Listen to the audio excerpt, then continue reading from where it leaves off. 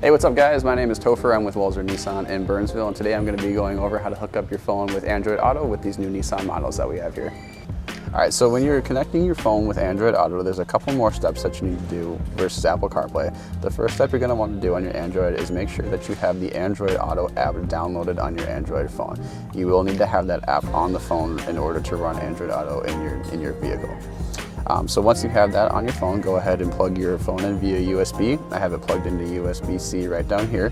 And then when you do that, the vehicle is going to ask you, it's going to bring up a prompt onto the screen and ask you if you want to run Android Auto on your car. Just go ahead and click yes, and then you're going to have to go ahead and unlock your phone as like a final step, just to run Android Auto. And then from there, once you do those things the first time you hook up your phone with Android Auto, from there, all you have to do is just go ahead and plug your phone in, and then it'll automatically connect. But similar to Apple CarPlay, once you're all connected, essentially your touchscreen is going to be your Android phone.